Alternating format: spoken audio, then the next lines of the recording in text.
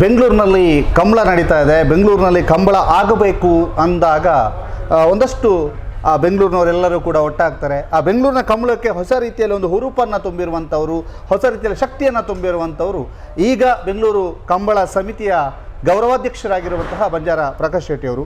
ಅವರೀಗ ನಮ್ಮ ಜೊತೆಗಿದ್ದಾರೆ. ಸರ್, ಕಂಬಳದ ಬಗ್ಗೆ ಅತೀವವಾದಂತಹ ಒಂದು ಪ್ರೇಮವನ್ನು ಹೊಂದಿರುವವರು, ಪ್ರೀತಿಯನ್ನು ಹೊಂದಿರುವವರು, ಬೆಂಗಳೂರು ಕಂಬಳ ಅಂತ ನಿಮ್ಮ ಕಿವಿಗೆ ಬಿದ್ದಾಗ ಏನು ಅನಿಸ್ತು? ನಾನು ಕಂಬಳ ನಡೆಸಿ ಬಂದವನಲ್ಲ, ನಮಗೆ ಕಂಬಳದ ಅನುಭವ ಸ್ವಲ್ಪ ಕಮ್ಮಿ.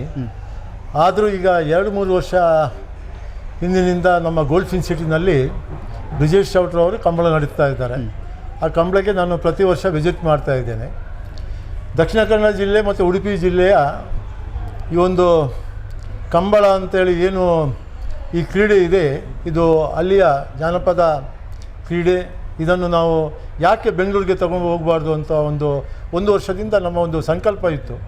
ಆ ಸಂಕಲ್ಪದಂತೆ ನಾವು ಎಲ್ಲರೂ ಇಲ್ಲಿ ಮಂಗಳೂರು ಮತ್ತು ದಕ್ಷಿಣ ಕನ್ನಡ ಜಿಲ್ಲೆ ಮತ್ತು ಉಡುಪಿ ಜಿಲ್ಲೆಯವರು ಬಂದವರು ಸುಮಾರು 15-18 ಲಕ್ಷ ಜನ ಇದ್ದಾರೆ ಇಲ್ಲಿರುವವರು. ಎಲ್ಲರೂ ಸೇರಿ ನಾವು ಈ ಕಂಬಳವನ್ನು ಇಲ್ಲಿ ಬೆಂಗಳೂರು ತರಬೇಕು ಅಂತ ಹೇಳಿ ಒಂದು ಒಗ್ಗಟ್ಟಿನ ಒಂದು ವೇದಿಕೆ ಮಾಡಿಕೊಂಡು 69 ಸಂಘ ಸಂಸ್ಥೆಗಳನ್ನು ಒಟ್ಟುಗೂಡಿಸಿ ಎಲ್ಲರೂ ಈ ಒಂದು ನಿರ್ಧಾರವನ್ನು ತೆಗೆದುಕೊಂಡಿದ್ದೇವೆ. 69 ಸಂಘ ಸಂಸ್ಥೆಗಳು ಎಲ್ಲ ಒಟ್ಟಾಗಿ ಇವತ್ತು ಅರಮನೆ ಮೈದಾನದಲ್ಲಿ ಕಂಬಳ ಮಾಡುವುದಂತ ನಾವೆಲ್ಲ ನಿಶ್ಚಯಿಸಿದ್ದೇವೆ. 25ನೇ ತಾರೀಕಿಗೆ ಮತ್ತು ಇದೇ ತಿಂಗಳು 25-26ನೇ ತಾರೀಕಿಗೆ ಕಂಬಳ ನಡೀತದೆ. ಸುಮಾರು ಒಂದು 3 ಲಕ್ಷದಿಂದ 4 ಲಕ್ಷ ಜನ ಎಕ್ಸ್ಪೆಕ್ಟ್ ಕೂಡ ಮಾಡ್ತಾ ಇದ್ದೇವೆ. ಇದು ನಾವೀಗ ಸದ್ಯಕ್ಕೆ ಈಗ ನಮ್ಮ ಇರುವ ಪ್ಲ್ಯಾನ್. ಓಕೆ ಸರ್, ಹೇಗೆ ಆಯಿತು ಕಾರ್ಯನಿರ್ಮಾಣದ ವ್ಯವಸ್ಥೆಗಳಿರ್ಬೋದು, ಇಲ್ಲಿ ಎಲ್ಲ ಪರಿಶ್ರಮದ ಹಿಂದಿನ ಕತೆ? ನೋಡಿ, ಇದು ಅರಮನೆ ಮೈದಾನದಲ್ಲಿ ಎಲ್ಲರಿಗೂ ಒಂದು ಸಂಶಯ ಇತ್ತು. ಹೇಗೆ ಕರೆ ಮಾಡ್ತಾರೆ, ಎಲ್ಲಿಂದ ನೀರು ತರ್ತಾರೆ, ಎಲ್ಲಿಂದ ಕಂಬಳ ಓಡಲಿಕ್ಕೆ ಮಣ್ಣು ತರ್ತಾರೆ, ಹೊಯ್ಗೆ ತರ್ತಾರೆ ಅಂತೇಳಿ ಒಂದು ಭಾಳ ಸಂಶಯ ಇತ್ತು. ನಾವು ಮಂಗಳೂರಿನವರು ಅಂದಮೇಲೆ ತಮಗೆಲ್ಲರಿಗೂ ಗೊತ್ತಿರುವುದೇ. ನಮಗೆ ಅದನ್ನು ಇಲ್ಲಿ ಬೆಂಗಳೂರಿನಲ್ಲಿ ಹೇಗೆ ಮಾಡಬೇಕು ಅಂತೇಳಿ ನಾವು ಅದನ್ನು ವಿಮರ್ಶೆ ಮಾಡುವ ಅವಶ್ಯಕತೆ ಇಲ್ಲ. ನಾವು ನಮ್ಮ ಕರಾವಳಿಯಲ್ಲೇ ನಮ್ಮವರನ್ನೆಲ್ಲ ಒಟ್ಟುಗೂಡಿಸಿಕೊಂಡು ಈಗ ಆಲ್ರೆಡಿ ಕರೆ ಮಾಡಿದ್ದೇವೆ. ತಾವು ಈಗಾಗಲೇ ನೋಡಿದ್ದೀರಿ, ಒಳ್ಳೆಯ ಕರೆಯಾಗಿದೆ.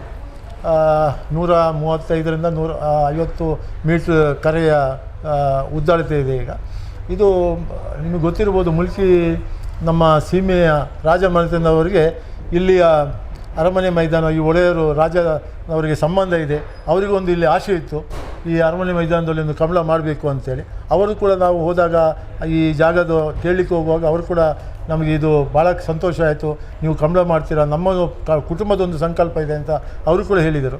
ಹಾಗೆ ಇದನ್ನು ಈ ಕರೆ ಆಗಿದೆ. ಒಂದು ಕಡೆ ಈಗ ಸಾಂಸ್ಕೃತಿಕ ಕಾರ್ಯಕ್ರಮ ನಡೀಲಿಕ್ಕೆ ಅಲ್ಲಿ ಒಂದು ದೊಡ್ಡ ವೇದಿಕೆ ನಿರ್ಮಾಣವಾಗಿದೆ. ಇನ್ನೊಂದು ಕಡೆ ಎಲ್ಲ ನಮ್ಮ ಕರಾವಳಿಯ ಸಂಬಂಧಪಟ್ಟಂತೆ ಎಲ್ಲ ತಿಂಡಿ ತಿನಿಸುಗಳು ಮಾಡುವಂಥ ಒಂದು ದೊಡ್ಡ ಕ್ಯಾಟ್ರಿಂಗ್ ಜಾಗ ಮಾಡಿದ್ದೇವೆ.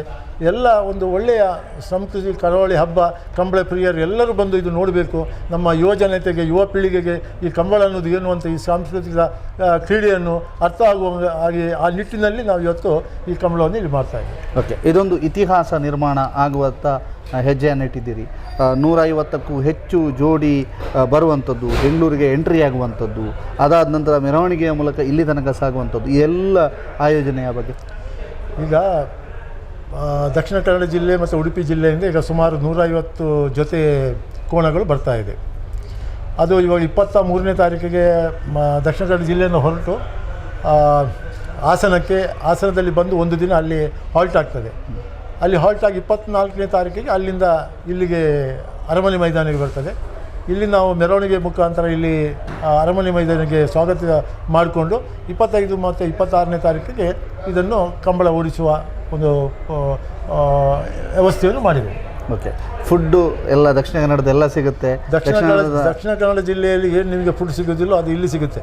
ಅಲ್ಲಿದ್ದು ಸೇರಿ ಅದಕ್ಕಿಂತ ಜಾಸ್ತಿ ಇಲ್ಲಿ ಫುಡ್ ಸಿಗುತ್ತೆ. ಇಡೀ ಕರ್ನಾಟಕ ಅಂಥ ಒಂದು ವ್ಯವಸ್ಥೆ ಮಾಡಿದ್ದೇವೆ.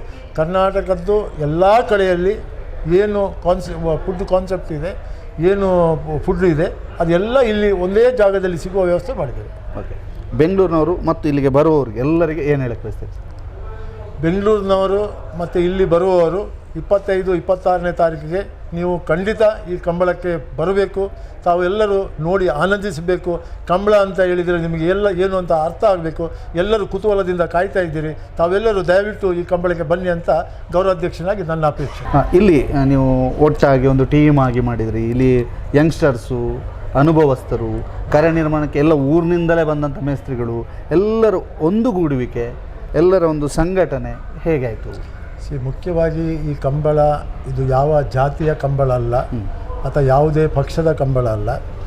ನಮ್ಮ ಪುತ್ತೂರಿನ ಶಾಸಕರು ಅಶೋಕ್ ರೈ ಅವರು ಈ ಕಂಬಳ ಸಮಿತಿಗೆ ಅಧ್ಯಕ್ಷರಾಗಿದ್ದಾರೆ.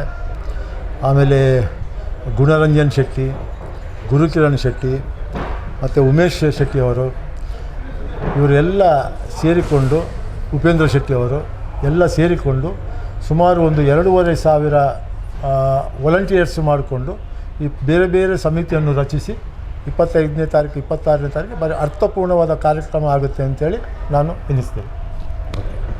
ನಮ್ಮ ಜೊತೆಗೆ ಇಷ್ಟೊತ್ತು ಮಾತಾಡಿದ್ರು, ಧನ್ಯವಾದ. ಬೆಂಗಳೂರಿನಲ್ಲಿ ಅರ್ಥಪೂರ್ಣವಾದಂಥ ಕಂಬಳ ನಡೆಯಲಿಕ್ಕಿದೆ. ನಮ್ಮ ಊರಿನ ಸಂಸ್ಕೃತಿಯನ್ನು ಸಂಪೂರ್ಣವಾಗಿ ಪರಿಚಯಿಸುವಂಥ ಕೆಲಸವನ್ನು ಮಾಡ್ತೇವೆ. ಕೇವಲ ಕರಾವಳಿಯ ತಿಂಡಿ ತಿನಿಸಲ್ಲ, ಕರಾವಳಿಯಲ್ಲಿ ಸಿಗದಂತಹ ತಿಂಡಿ ತಿನಿಸುಗಳು ಇಲ್ಲಿ ಸಿಗ್ತವೆ. ಇಲ್ಲಿಗೆ ಬರುವಂತಹ ಪ್ರೇಕ್ಷಕ ವರ್ಗಕ್ಕೆ ಸಂಪೂರ್ಣವಾದಂಥ ಸಂಸ್ಕೃತಿಯ ಅನಾವರಣ ಜೊತೆಗೆ ಮನರಂಜನೆಯ ರಸದೌತಣವು ಕೂಡ 25 ಮತ್ತು 26ನೇ ತಾರೀಕು ಅರಮನೆ ಮೈದಾನದಲ್ಲಿ ಸಿಗಲಿಕ್ಕಿದೆ ಅನ್ನುವಂಥ ಮಾತನ್ನು ಪ್ರಕಾಶ್ ಶೆಟ್ಟಿ ಅವರು ಹೇಳಿದರು. ಸರ್, ನಮ್ಮ ಜೊತೆಗೆ ಮಾತನಾಡಿದ್ದಕ್ಕೆ ಧನ್ಯವಾದ. ಕುಶಲಪ್ಪ ಮತ್ತು ಪಂಚೇಶ್ ಚಾರ್ಮಾಡಿ ಜೊತೆಗೆ ದಾಮೋದರ ದುಂಡೋಲೆ, ಸುದ್ದಿ ನ್ಯೂಸ್, ಬೆಂಗಳೂರು. ವಿಶ್ವ ವಿನೂತನ ಚಿನ್ನಾಭರಣಗಳ ಹಬ್ಬ ಮುಳಿಯ ಚಿನ್ನೋತ್ಸವ ಇದೇ ನವೆಂಬರ್ 10ರಿಂದ 30ರವರೆಗೆ ಪುತ್ತೂರು ಹಾಗೂ ಬೆಳ್ತಂಗಡಿಯ ಮುಳಿಯಾದಲ್ಲಿ. ಸಾಂಪ್ರದಾಯಿಕ ಆಭರಣಗಳಿಗೆ ಆಧುನಿಕ ಸ್ಪರ್ಶವನ್ನು ನೀಡಿ ತಯಾರು ಮಾಡಿದಂತಹ ಮಹತಿ ಆಂಟಿಕ್ ಕಲೆಕ್ಷನ್. ಪ್ರತಿಯೊಂದು ಸಮಾರಂಭದಲ್ಲೂ ನಕ್ಷತ್ರದಂತೆ ಮಿನುಗಲು ಅಮೂಲ್ಯ ಡೈಮಂಡ್ ಆಭರಣಗಳು. ವೇದಾಂತ್, ಕುಂದನ್ ಮತ್ತು ಪೋಲ್ಕಿ ಡೈಮಂಡ್ ಆರ್ನಮೆಂಟ್ಸ್. ಮುಳಿಯಾ ಸಿಲ್ವರಿಯಾದಲ್ಲಿ 92.5 ಸ್ಟರ್ಲಿಂಗ್ ಬೆಳ್ಳಿಯ ಆಭರಣಗಳು. ಮುಳಿಯಾ ಜುವೆಲ್ಸ್, ಪುತ್ತೂರು ಮತ್ತು ಬೆಳ್ತಂಗಡಿ. ಸುದ್ದಿ ಚಾನಲ್, ಕ್ಷಣ ಕ್ಷಣದ ಸುದ್ದಿಗಾಗಿ.